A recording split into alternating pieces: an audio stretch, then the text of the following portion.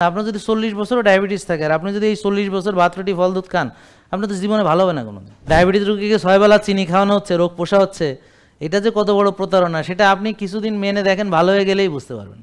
আপনারা কিভাবে ভালো হবেন আমরা আপনাদেরকে এই মেটাবলিক প্রোফাইল দেখে আপনারা তো নিজেরা বুঝতে হবে, এছাড়া আমাদের ডাক্তার আপনাকে বুঝাবে, পুষ্টিবিদ বুঝাবে, কি ব্যায়াম করবেন জিমের এরা বুঝাবে, বুঝে আপনি মানবেন, 1 মাস পরে আবার আসবেন, রেগুলার ভিডিও দেখবেন, শিখবেন, জানবেন, মানবেন, ভালো হবেন। আসসালামু আলাইকুম, সবাই ভালো আছেন? আলহামদুলিল্লাহ আলহামদুলিল্লাহ, আল্লাহর দরবারে লাখো কোটি শুকরিয়া আদায় করছি। মহান রাব্বুল আলামিন তিনি আমাদেরকে সৃষ্টি করেছেন এবং এই পৃথিবীকে আমাদের বসবাস উপযোগী করে তিনি এই পৃথিবীতে আমাদেরকে পাঠিয়েছেন এবং কিভাবে আমরা এই পৃথিবীতে চললে পরে সুস্থ থাকব সেটাও তিনি আমাদেরকে জানিয়েছেন। তো আমরা যে রোগগুলো নিয়ে আলোচনা করব সেটা হচ্ছে এমন রোগ যার কোনো ওষুধ নেই এবং ওষুধ দিয়ে এই রোগগুলো কখনো ভালো হবে না আর কোনোদিন হয়ও নাই। কিন্তু দুঃখজনক ব্যাপার হচ্ছে মানুষ মনে করে ওষুধ খেয়ে রোগগুলো তার ভালো হয়ে যাবে। তবে যারা দীর্ঘদিন ওষুধ খাচ্ছে তারা এখন বুঝতে পারছে যে এটা কোনোদিন ভালো হবে না, যদিও তাদেরকে ডাক্তারগণ মানে অর্থাৎ চিকিৎসক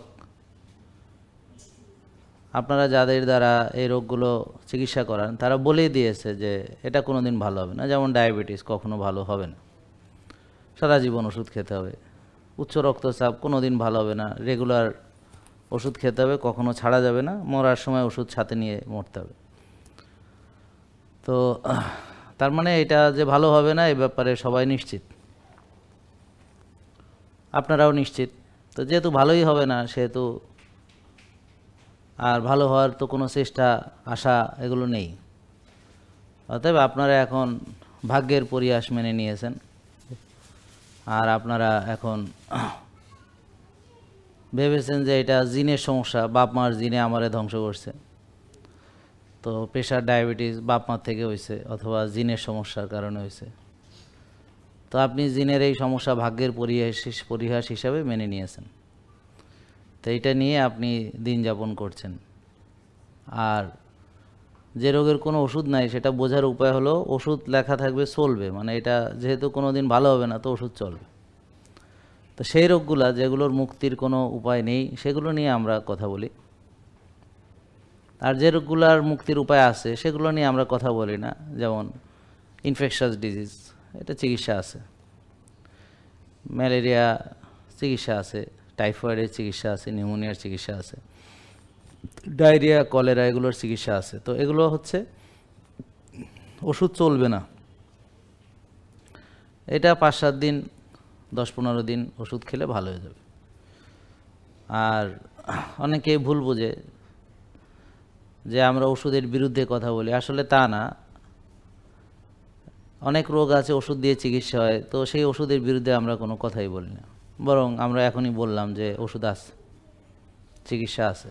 অর্থাৎ যারা বলে যে আমরা ওষুধের বিরুদ্ধে কথা বলি তারা মিথ্যা প্রচার করে, মিথ্যা রটনা করে এবং এর জন্য তাকে আল্লাহর কাছে অবশ্যই জবাবদিহি করতে হবে।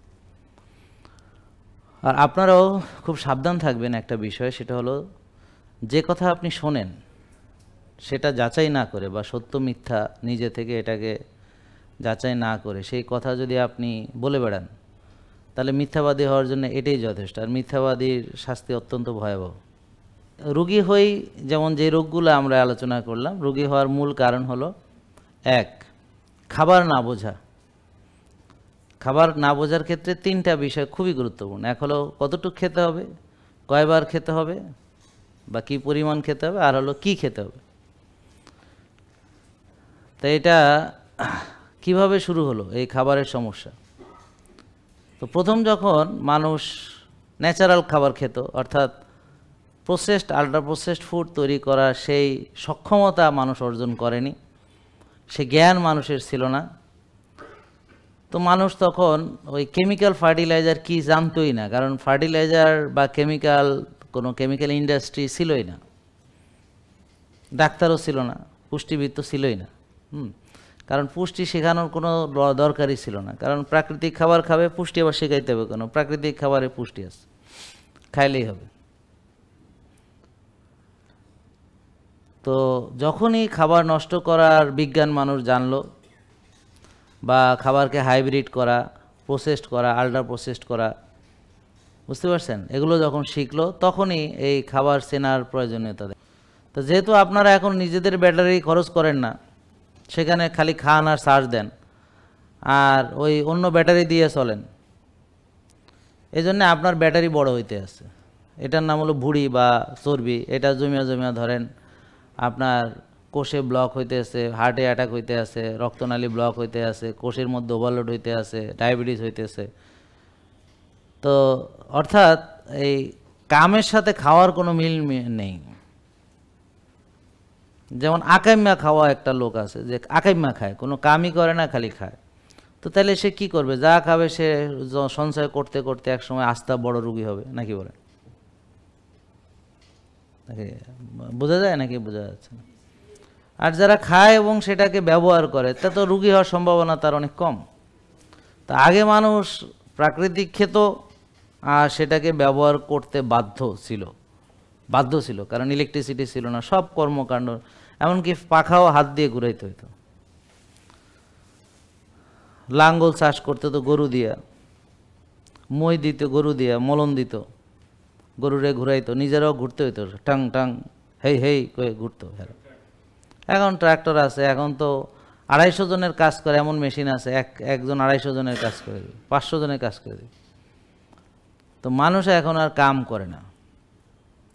তো যখন কাজ করতো 2 বেলা খাইতো, অনেক সময় খাইতে পাইতো না, না খেয়ে থাকতে হতো। আর এখন কাম করে না, 6 বেলা খায়, আরও দাওয়াত টাওয়াত এক্সট্রা অনেক কিছু খায়, বুফে খায়, মানে জমে। তো তার মানে এখন সে কামও করে না, খায় অনেক বেশি, আর আগে কাম করতে বেশি, খাইতে পাইতো না কম, এই জন্য সে রুগী হইতে পারেনি। তো তাহলে ওই খাবারের ভিতরে এক হলো কতটুকু খেতে হবে বুঝে না, তারপর কি খাবে জানে না সব। যেহেতু আরেকটা বিষয়, সেটা হলো মানুষ এমন একটা আজব প্রাণী, সবাইকে যা করতে দেখে সেটাই সঠিক মনে করে, সেটা কি ঠিক না বেঠিক সে কখনো বিবেচনা করে না। সবাই মিলে খাচ্ছেন বলে সাদা ভাত স্বাভাবিক, তাই না? আর ওই যে লবণ, এটা খুব স্বাভাবিক, সাদা লবণ, সাদা গুঁড়া দুধ খুব স্বাভাবিক, কি বলেন? সবার বাচ্চারা চিপ জুস খাওয়ায় বলে এটা অত্যন্ত স্বাভাবিক, তাই না? সবাই চকলেট খায়, আপনিও খান, এটা স্বাভাবিক না বলেন? আইসক্রিম খান, পিজা খান, বার্গার খান, স্যান্ডউইচ খান, এটা তো অত্যন্ত স্বাভাবিক, নাকি বলেন? তো এই স্বাভাবিক, আপনিও স্বাভাবিকভাবে রুগী, বুঝতে পারছেন? যারা এই খাবারকে স্বাভাবিক মনে করবে তারা স্বভাবতই, মানে তাদের স্বভাবের কারণে রুগী হবেই হবে, হতেই হবে, কোনো সন্দেহ নাই। শুধু একটু বয়সটা বাড়তে দেন, একটু সময় লাগবে। এটা অনিয়ম করলে সাথে সাথে তো আর রুগী হবে না। আল্লাহ তো আপনাকে একটু মেকানিজম করে তৈরি করছে, যে আপনি চাইলে অনেক কিছু অ্যাডাপ্ট করে নিতে পারেন। মানুষ অনেক কিছু অ্যাডাপ্ট করতে পারে, সে গরমে ঠান্ডায় খেয়ে বা না খেয়ে। মানুষকে তো আল্লাহ তাআলা অত্যন্ত স্মার্ট করে তৈরি করেছেন, যে সে ঠাস করে মরে যাওয়ার জন্য আসে নাই। সে অনেক, ধরেন এই যে সয়াবিন তেল খাইলেই মরে যাবেন না, এটা বডি অ্যাডাপ্ট করার চেষ্টা করবে, তার পেটের গাট ফ্লোরা চেঞ্জ করবে। এই সয়াবিন তেল রেগুলার খাইবেন যেহেতু, এত বুঝে গেছে এতই নষ্ট তাই খাবো, তো সেও নিজেকে পরিবর্তন করবে। কিন্তু কইরা ভালো কিছু হবে না, নষ্ট আর একটা কিছু হবে। সেখান থেকে হবে কোলন ক্যান্সার হবে, আলসার হবে, গ্যাস্ট্রাইটিস হবে। তো এটা ভালো কিছু হবে না। যারা রেগুলার স্মোকিং করে, ওর কলামনার এপিথেলিয়াল সেল, যে এখানে এয়ারওয়ের যে লাইনিংটা আছে, এটা নর্মালি থাকে কলামনার, মানে লম্বা লম্বা কলামের মতো মনে করেন। তো এটাকে কিউবের মতো হয়ে যায়। কিউব মানে ওই যে ছোট ছোট স্কোয়ার। তো এই লম্বা লম্বা জিনিসগুলো কিউবয়েডাল হয়ে যায়। কলামনার এপিথেলিয়াল সেলটা কিউবয়েডাল সেলে মানে ডাইভার্ট হয়ে যায়, বা এটাকে ট্রান্সফরমেশন হয়। তো এটাতে লাং ক্যান্সার হয় পরবর্তীতে আর কি। মনে রাখবেন, শরীরের যে কোনো স্বাভাবিক জিনিসকে সে যখন অস্বাভাবিক আকার ধারণ করবে, বা একটা অস্বাভাবিক স্টিমুলাসের প্রভাবে সে যখন অস্বাভাবিক হবে, উদাহরণস্বরূপ যেমন স্মোকিং এখানে একটা স্টিমুলাস। তো রেগুলার স্মোকিং করতে করতে তার ওই কলামনার এপিথেলিয়াল কিউবয়েডাল হয়ে গেল, বা রেগুলার সয়াবিন তেল খেতে খেতে খেতে খেতে গ্যাস্ট্রাইটিস হয়ে গেল, সেখান থেকে আলসার হলো, সেখান থেকে পারফোরেশনও হতে পারে, বা পেটে বাজে ব্যাকটেরিয়া জন্ম নেয় হলো, সেখান থেকে লিকি গার্ডস হলো, তারপর অ্যালার্জি হলো, আইবিএস হলো, আরও অনেক কিছু হতে পারে। অ্যালার্জি কেন থাকবে স্বাভাবিক মানুষের? ওর লিকি গার্ডস আছে। কারণ গার্টে লিক হলো কেন? ওই যে প্রদাহজনিত খাবার খেয়েছে এই জন্য। তো লিকি গার্ডস মানে কি? মানে ধরেন আমাদের চোরা লিক চিনেন কিনা যায় না, ছোটোবেলায় আমরা ফুটবল খেলতাম, ফুটবলে হাওয়া সরে যাইতো কিন্তু কোনো ফুটা ফাড়া ছাড়াই, তা আমরা খেতাম চোরা লিক। তো এরকম গাটের ভিতরে সেখান থেকে তো কোনো খাবার বাইরে আসার কথা না, কিন্তু যারা ওখানে এমন সূক্ষ্ম মানে হয়, লিক হয়, যে আস্তে আস্তে খাবারটা চোঁয়ায় এটা ব্লাড স্ট্রিমে চলে আসে, তখন এটা ব্যাকডোর থেকে আসলে তো বডির ইমিউন সিস্টেম তো এটা ডিটেক্ট করে ফেলে, করে এটার বিরুদ্ধে সে রেসপন্স করে, তখনই আপনার অ্যালার্জি হয়। বুঝতে পারছেন? তাহলে এই লিকি গার্ড লিক করে, চোরা লিক, বোঝানোর জন্যই বললাম। তো ওইটা থেকে লিকি গার্ডস আছে। গার্ডটা লিক থাকার কোনো কারণ, এটা টাইট জাংশন, এবং জাংশনটা টাইট রাখার জন্য আমার দরকার বিউটাইরেট শর্ট চেইন ফ্যাটি অ্যাসিডগুলা, সেগুলো আমাদের অত্যন্ত দরকার। এখন এই শর্ট চেইন ফ্যাটি অ্যাসিড আসে হলো ফাইবার থেকে, আর এই ফাইবারগুলো হজম করার কোনো জিনিস আমার শরীরে নাই। এই ফাইবার হজম করে গাট ব্যাকটেরিয়া, খারাপ ব্যাকটেরিয়া ফাইবার হজম করে না, এরা প্রসেসড আল্ট্রা প্রসেসড ফুড পছন্দ করে। আর ভালো ব্যাকটেরিয়া তারা ফাইবারটা তাদের খাদ্য, এই ফাইবারটাকে সে কনভার্ট করে শর্ট চেইন ফ্যাটি অ্যাসিড তৈরি করে, বিউটাইরেট তৈরি করে। এই বিউটাইরেট ওই জাংশনটাকে টাইট রাখে। তার মানে যারা রেগুলার প্রসেসড ফুড খায় তার লিকি গার্ডস হবে, লিক হবে। তো যারা বেশি চিনি জাতীয় খাবার, processed food, ultra processed food, তারপরে ফাইবার বের করে, যেমন শুধু সাদা চাল খায়, সাদা আটা খায়, মানে ফাইবারটা আউট করে দিয়েছে। শুধু তাই না, সেখানে থাকছে কেমিক্যাল, ফার্টিলাইজার এবং পেস্টিসাইড এবং হেভি মেটাল জমি, সেগুলো রেসিডিউ, এগুলো আরও ফার্দার ইমিউন সিস্টেমকে ড্যামেজ করে, লিভারকে ইন দ্য লং রান ধ্বংস করে, ইন দ্য লং রান কিডনিকে ধ্বংস করে। এটা ধরেন আপনার 50-60 বছরের আপনার চলাফেরা খাওয়া দাওয়ার একটা রেজাল্ট। তা এই সমস্যা তৈরি হতে 50-60 বছর লেগেছে। এখন অবশ্য এতদিন লাগছে না, কারণ তরুণদেরই এখন ধরে গেছে, কারণ তরুণরা এখন ছোটোবেলা থেকেই ফাস্ট ফুডে অভ্যস্ত।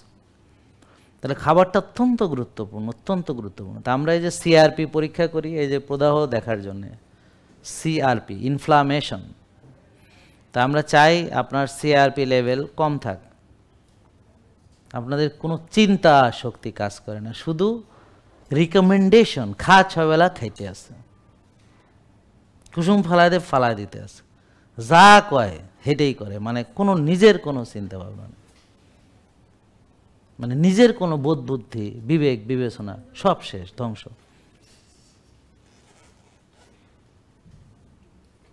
নাকি এই জ্ঞান বুদ্ধিগুলো সব শেষ, কোনোটাই কাজ করে না।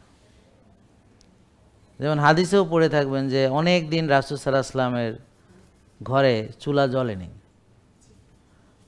তো মরে গেছেন উনি। আর ডায়াবেটিস রোগীকে 6 বেলা চিনি খাওয়ানো হচ্ছে, রোগ পোষা হচ্ছে, এটা যে কত বড় প্রতারণা সেটা আপনি কিছুদিন মেনে দেখেন, ভালো হয়ে গেলেই বুঝতে পারবেন যে আপনার সঙ্গে এত বছর ধরে হয়েছে। তো এটা তো জালিয়াতি, সবচেয়ে বড় জালিয়াতি, সেগুলো নিয়ে কেউ বলতে পারবে না। তো যারা ছেঁচকা চোর, এগারোতে ফাইলে ফিডাইবেন, ঠিকই আছে, আর যেগুলো লাখ লাখ ডলার চুরি করছে এগারো ছাড় কইবেন। এ হলো আপনাদের, মানে এই জন্য আপনাদের এই অবস্থা আজকে, বুঝতে পারছেন না? এই জন্য আপনাদের আজকে অবস্থা। বড় চোর হলে বড় হইতে হবে, অনেক বড় হইতে হবে, যে আপনারা সবাই ছাড় করবে, বুঝতে পারছেন? আর ছেঁচড়া চুরি করবেন না, বুঝলেন না কথা? হ্যাঁ, এটাই আর কি। প্রতারণা করলে সিরিয়াস করতে হবে, বুঝো না একেবারে। কারণ তুমি যদি জাহান্নামে যাবা তাহলে ভালো করে যাও। হ্যাঁ, তুমি 1 টাকা খাইলেও জাহান্নামে যাবা, তাহলে 1000 কোটি খাবা না কেন?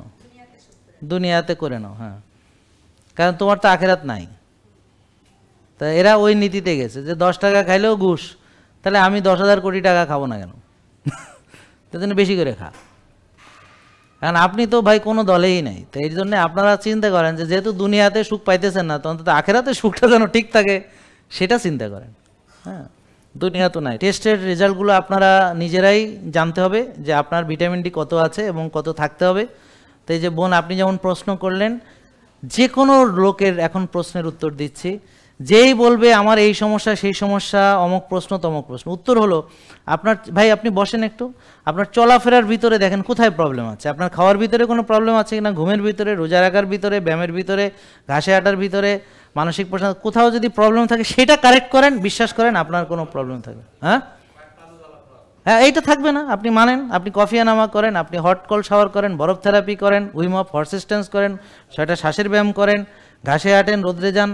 এরপর যদি আপনার থাকে বলেন এসে, বাচ্চাদের সাধারণত লিপিড প্রোফাইল নর্মাল থাকে ছোটো বাচ্চাদের, কিন্তু এখন কিন্তু নর্মাল থাকে না। যেমন আমরা অনেক বাচ্চা, 8 বছরে একটা বাচ্চা 85-84 কেজি ওজন, তার টাইপ 2 ডায়াবেটিস পেয়েছি, আর লিভার টেস্ট করে নেই, তাহলে ফ্যাটি লিভার হয়তো পেতাম।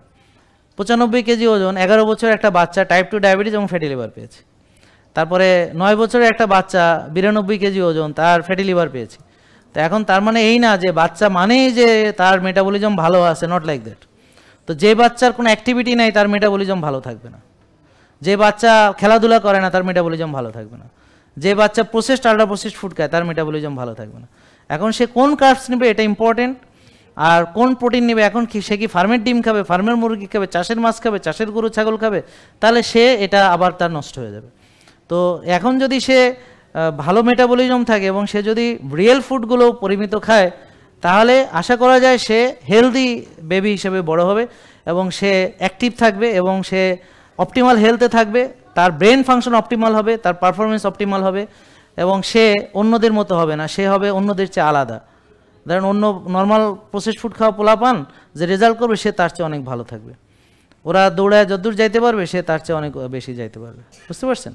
এটা আপনার 60 বছর না, আপনার যদি 40 বছরও ডায়াবেটিস থাকে আর আপনি যদি এই 40 বছর ভাত রুটি ফল দুধ খান, আপনার তো জীবনে ভালো হবে না কোনোদিন। এটা বুঝছেন কি না? তো বুঝলে আপনার তো কোনো প্রশ্ন নাই। তো যাক, এখানে আমি একটা কথা বলি, আসলে আপনাদের কারো কোনো প্রশ্ন নেই।